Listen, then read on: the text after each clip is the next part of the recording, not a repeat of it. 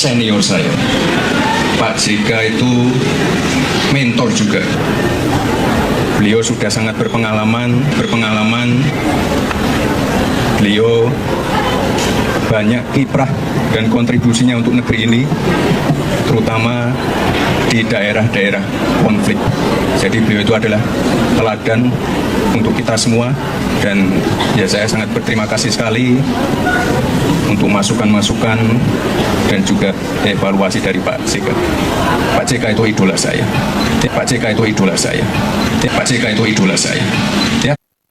Bapak sama anak kok sama saja ya. Ketika Pak Jokowi dikatakan bahwa Jokowi menjadi presiden itu karena saya oleh Pak Yusuf Kala, respon Mas Gibran santai banget ya.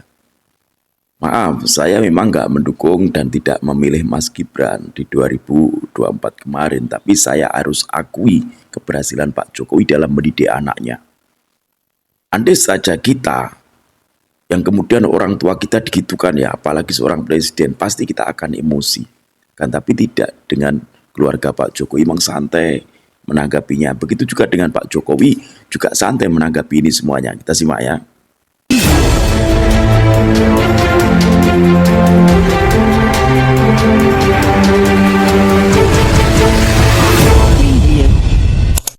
Video ini hanya untuk mereka yang punya logika. Bagi yang tidak punya logika, silahkan skip aja. Saya bawa ke Jakarta. Kasih tahu semua itu termul itu. Jokowi jadi presiden karena saya.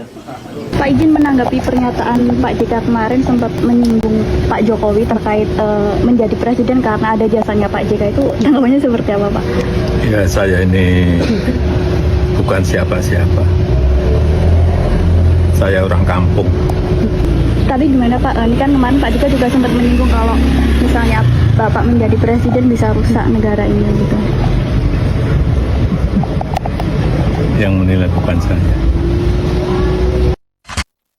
Dan itu adalah pernyataan dari Pak Jokowi ya, tanggapan dari Pak Jokowi sangat santai sekali. Bahkan ketika dulu dikatakan bisa rusak negara ini, negeri ini kalau dipimpin oleh Jokowi itu luar biasa. Tapi ketika Pak JK kemudian diambil menjadi wakil presiden juga akhirnya Pak JK mau-mau saja. Dan bahkan ya Pak JK ini memang menurut penilaian dari netizen termasuk saya sendiri ya, menilai Pak JK ini ada benarnya lah ketika dikatakan bahwa beliau ini gerombolan dari Roy Panji. Karena apa?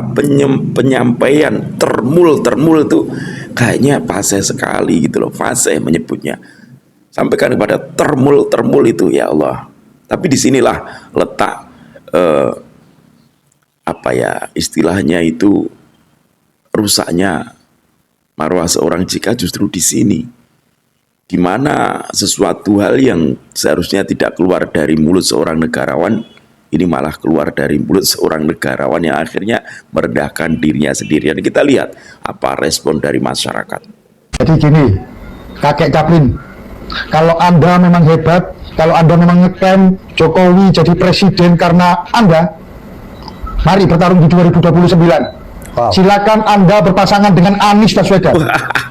Saya ingin tahu apakah Anda mampu untuk jadi presiden atau tidak. Wow. Jadi Anda nggak usah sok-sokan terus kemudian orang yang paling berjasa menjadikan Jokowi sebagai presiden. Yang jadikan Jokowi sebagai presiden itu adalah rakyat Indonesia. Ya, saya sepakat, yang menjadikan Jokowi sebagai presiden adalah Allah Subhanahu wa Ta'ala lewat pilpres yang dipilih langsung oleh masyarakat. Sehingga Pak Jokowi menang bukan karena adanya Pak JK. Terbukti apa? Terbukti di periode berikutnya tanpa Pak JK, Pak Jokowi jadi. Untung saja periode berikutnya Pak Jokowi tidak menggandeng Pak JK. Andai periode berikutnya menggandeng Pak JK, mungkin kita tidak akan bisa berkata-kata lagi ya, tidak akan bisa menjawab bahwa Pak Jokowi jadi presiden bukan karena Pak JK, tapi karena pilihan Allah Subhanahu wa Ta'ala dan juga lewat jalur pilpres yang dipilih langsung oleh rakyat Indonesia. Artinya Pak Jokowi itu dipilih oleh rakyat Indonesia gitu loh. Jokowi jadi presiden karena saya. Ini langit dan bumi punya aku bersaksi, ini video asli bukan AI. Kalau yang berbicara orang biasa seperti kita-kita ini ya nggak apa-apa, tapi kalau yang berbicara orang-orang negarawan apalagi Bener. ini menjadi luar biasa. Pertanyaannya, apakah benar begitu Bapak Joko Widodo jadi presiden karena JK? Apakah benar begitu? Yang saya tahu dan saya rasakan di lapangan ini bukan buzzer, bukan termo, bukan apa, yang kami rasakan di lapangan ya waktu itu ya saya mendukung Pak Jokowi, tentu yang lain-lainnya juga sama. Karena ada Pak Jokowi, seandainya di sampingnya Jokowi itu diganti misalnya, diganti Arya Kresna misalnya, JK nggak akan dipilih sama masyarakat karena ada yang satu itu loh, ada Bapak Jokowi, makanya Jokowi nggak Pak JK yang dilihat kayaknya sih. Kemudian yang kedua Jokowi Maruf Amin ya karena Jokowi makanya jadi presiden lagi, juga diganti siapa Arya Kresna, Maruf Amin nggak akan dipilih sama Nggak masyarakat. bakal dipilih, benar. Pak JK itu kalau mau yang realis. Pak Jokowi Jadi sekali lagi kalau ngomong yang realistis bener ya, karena seakan-akan apa sih? Seakan-akan JK itu kayak apa ya? Kayak orang yang bukan seorang negarawan, bukan seorang mantan presiden gitu loh.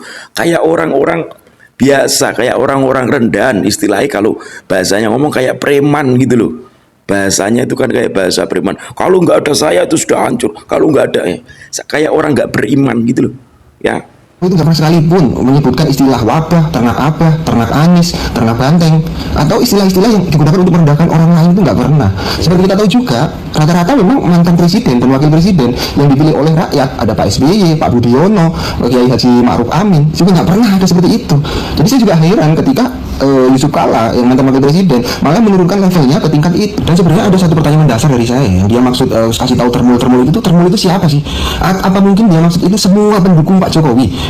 Iya, berarti saya termasuk. Dan saya jawab, nggak peduli setan, nggak ada urusan. Mau lu bilang yang bawa Jokowi, mau lu bilang yang jadiin Jokowi presiden, mau lu bilang lu yang live-in Jokowi, nggak peduli, nggak ada urusan. bener, nggak ada urusan. Kita melihat kok bagaimana karya-karya Pak Jokowi, kinerja-kinerja nyata Pak Jokowi. Mungkin ya kalian yang ada di Pulau Jawa ya, apalagi kalian yang sudah tercuci otaknya oleh gerombolan-gerombolan orang-orang yang tidak suka kepada Pak Jokowi, yaitu orang-orang HTI dan FPI yang sudah dibubarkan, yang sakit hati sampai sekarang ya, termasuk gerombolan orang-orang yang pernah diangkat menjadi kabinet di eranya Pak Jokowi, masuk jajaran kabinet kemudian dipretel, itu orang-orang yang sakit hati sampai detik ini. Itu nggak bisa merasakan bagaimana pembangunan ya, akan tetapi orang-orang yang ada di luar Jawa, luar Pulau Jawa sangat-sangat bisa merasakan bagaimana pembangunan itu begitu masifnya di era Pak Jokowi, termasuk Trans Papua itu hanya berani membangun Trans Papua hanya di eranya Pak Jokowi. Apakah di era Pak Prabowo sekarang ada pembangunan di Trans Papua? Wallahu alam.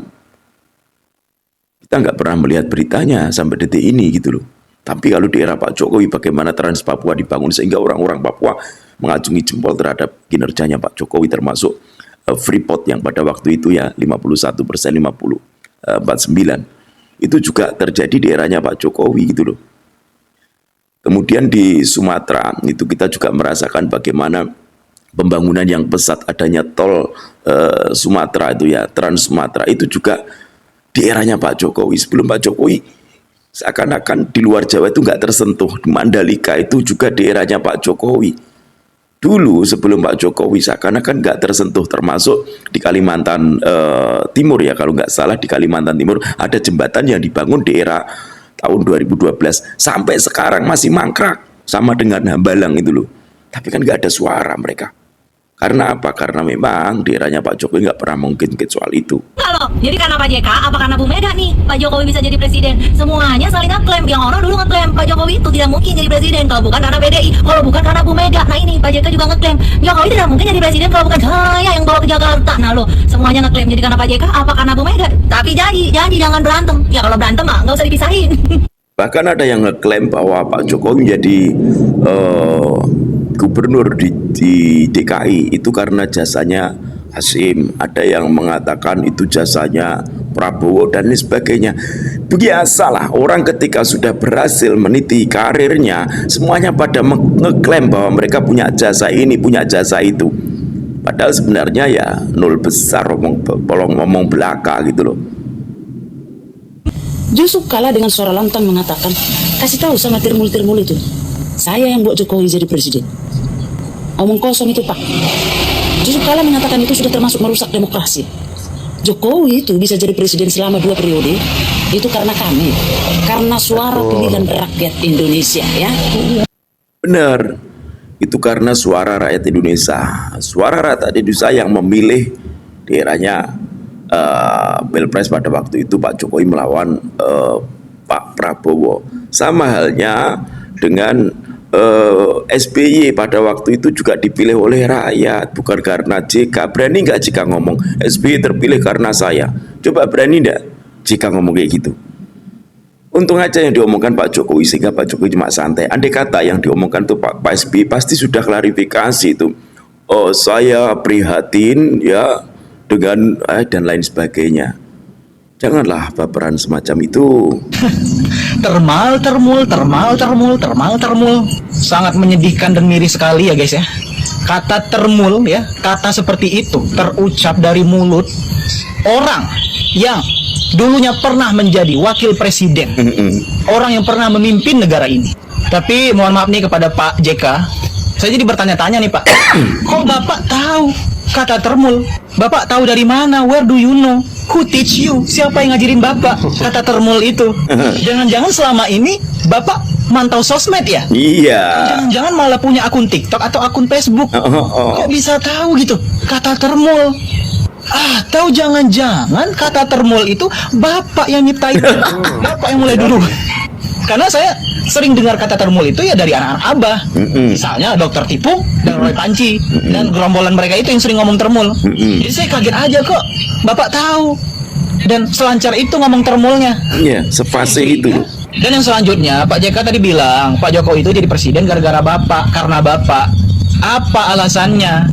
Kalau Bapak paham agama ya, Pak Jokowi itu jadi presiden ya karena Allah, karena Tuhan yang memilih dia jadi presiden. Itu Bapak sebagai wakilnya. Dan kalau emang cuman gara-gara Pak Jokowi itu jadi presiden, kenapa Pak Jokowi bisa 2 periode? Karena di periode kedua Pak Jokowi itu wakilnya Kiai Haji Maruf Amin sama Bapak. Ya kalau teorinya sesuai dengan kata-kata Bapak tadi, gara-gara Pak Jokowi itu jadi presiden, kenapa di periode kedua Pak Jokowi terpilih lagi? Ya berarti bukan karena Bapak, jangan kepedean. Andai kata karena JK mungkin di periode kedua ketika nggak menggandeng JK ya nggak jadi gitu loh. Nah itu pas. Andai kata semacam itu ya. Pertama Pak Jokowi bergandengan dengan JK, kemudian jadi presiden. Nah di periode kedua nih Pak Jokowi menggandeng Yai Ma'ruf Amin, ternyata Pak Jokowi kalah. Nah itu bisa JK mengatakan bahwa Jokowi jadi presiden karena saya. Terbukti apa? Terbukti periode kedua Jokowi tidak jadi presiden karena tidak bergandengan dengan saya. Nah itu pas gitu loh. Dan lagian masa iya sih lisan seorang mantan wakil presiden 2 kali kok kayak gitu? Oh, siapa sebenarnya yang membawa Pak Jokowi ke Jakarta? Apakah Pak JK atau Pak Prabowo dan Pak Hashim? Karena di tahun 2023 kemarin beredar video fakta sejarah di mana Pak Hashim Joyo Hadikusumo mengungkapkan bahwa beliaulah yang menghubungi Pak Jokowi atas arahan dari Presiden Prabowo untuk mengajak Pak Jokowi ketemu di Jakarta dan menawarkan posisi calon gubernur DKI Jakarta. Bahkan Pak Prabowo waktu itu menyiapkan 6 kursi dari Gerindra untuk Pak Jokowi maju.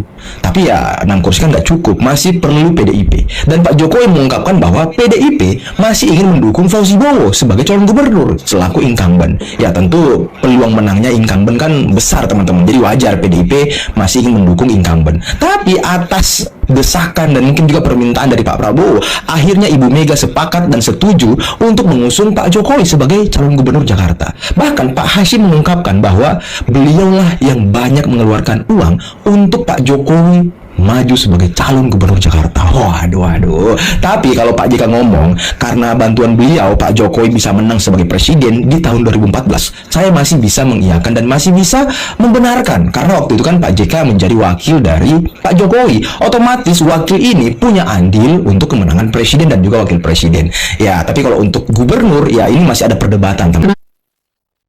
Apapun alasannya, itu tidak pantas keluar dari lisan seorang wakil presiden, seorang negarawan. Kalau ini negarawan loh ya, kalau disebut negarawan loh. Tapi kalau